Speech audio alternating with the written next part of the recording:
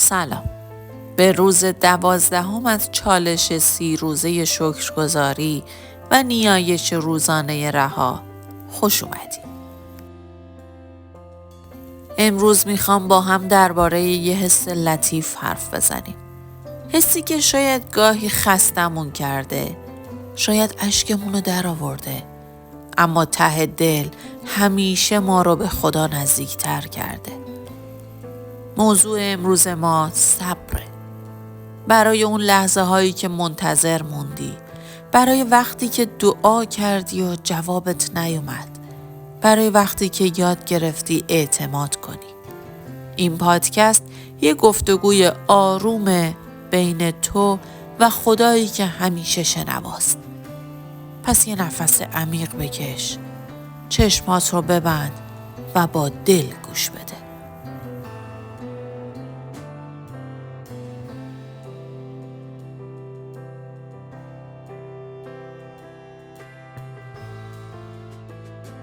خدایا، شکر برای تمام لحظه هایی که صبر رو یادم دادی.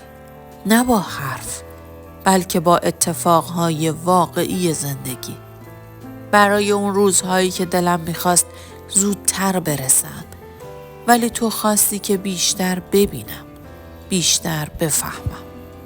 شکر برای تأخیرهایی که باعث شدن بزرگتر بشم. برای صبرهایی که درد داشتن ولی عمیق‌ترم کردن. تو یاد دادی که تأخیر همیشه نشونه بی‌توجهی نیست. گاهی یعنی دارم آماده میشم برای یه چیز بهتر. و من با همه بیقراری هام یاد گرفتم صبر کنم و بهت اعتماد داشته باشم.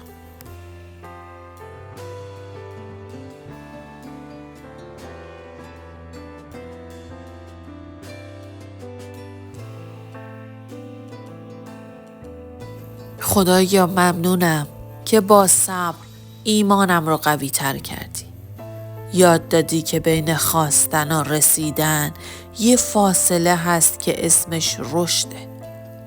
تو بهم یاد دادی که جوابها همیشه با تأخیر میان، اما هیچ وقت گم نمیشن. ممنونم ازت برای لحظه هایی که منتظر بودم و فکر میکردم هیچ اتفاقی نمیافته. اما در همون لحظه ها آروم و بی صدا داشتی مسیرم رو صاف می‌کردی.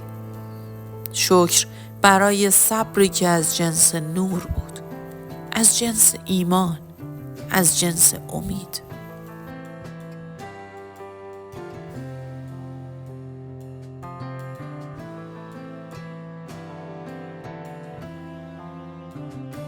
خدایا، صبر یعنی توکل، یعنی اعتماد به تو وقتی هیچی معلوم نیست.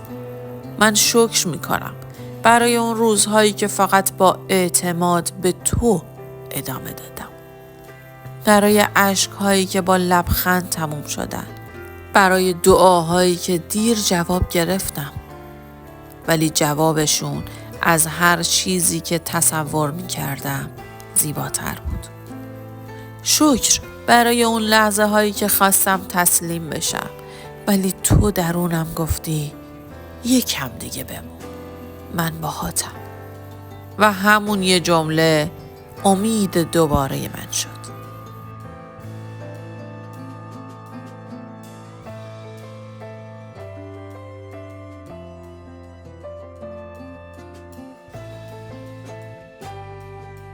خدایا، برای صبری که از دلم ساختی ممنونم.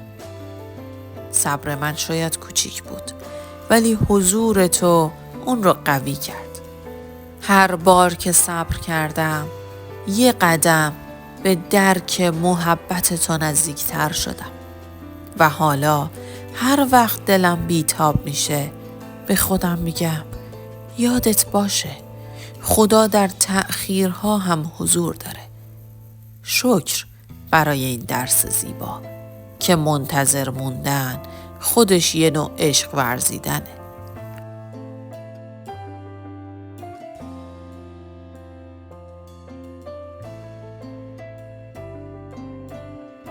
خدایا، گاهی صبر کردن سخته، مخصوصاً وقتی دلم از دعاهای بی جواب می سوزه.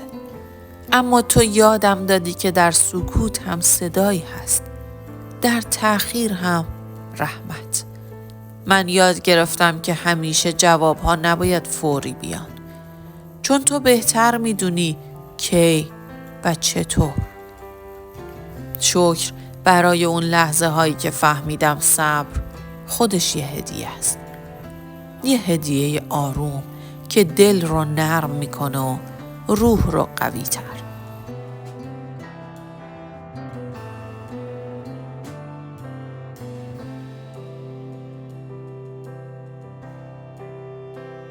خدایا امروز میخوام شکر کنم برای خود صبر، برای این حس لطیف که یادم داد آروم بودن خودش یه عبادته. شکر برای روزهایی که یاد گرفتم سکوت کنم و نگاه کنم و ببینم چطور زمان زخمها رو التیام میده. تو در هر ثانیه انتظارم حضور داشتی. حتی وقتی فکر میکردم تنها شدم، تو داشتی نگام میکردی و لبخند میزدی.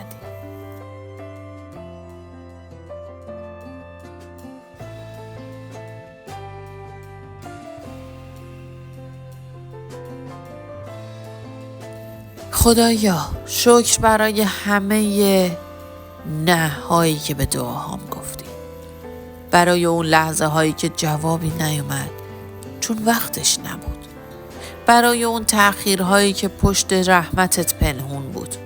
تو به هم یاد دادی که صبر فقط منتظر موندن نیست. صبر یعنی آرامش در وسط طوفان، یعنی ایمان داشتن به این که حتی سکوتت هم مهربونه.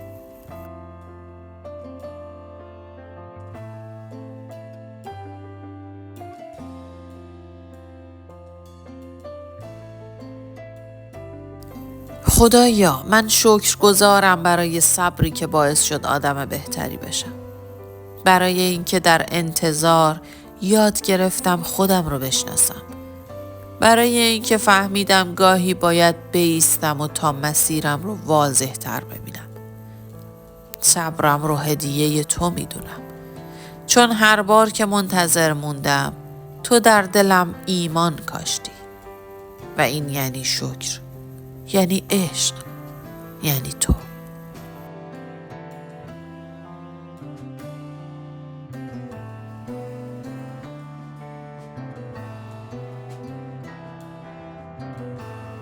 خدایا حالا میفهمم که صبر یعنی عشق ورزیدن بی قید و شرط به تو. یعنی گفتن باشه ولی هنوز جواب رو نمیدونم. یعنی ایمان داشتن حتی وقتی مسیر تاریک. ممنونم که با صبر قلبم رو بزرگتر کردی. ممنونم که یادم دادی هر انتظار یه نشونه از حضور توه. شکر برای این حس ناب، برای این درس بی کلام، برای این آرامش عمیق.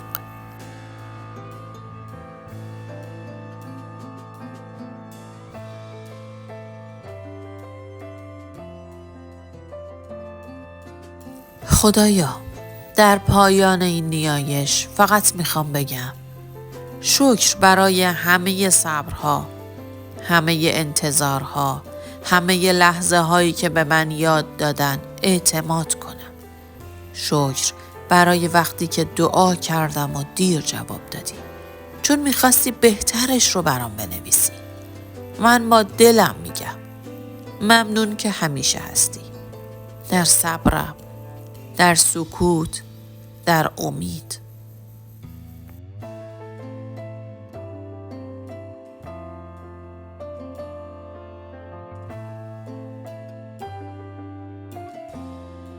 اگه با دل تا اینجا گوش دادی ممنونم.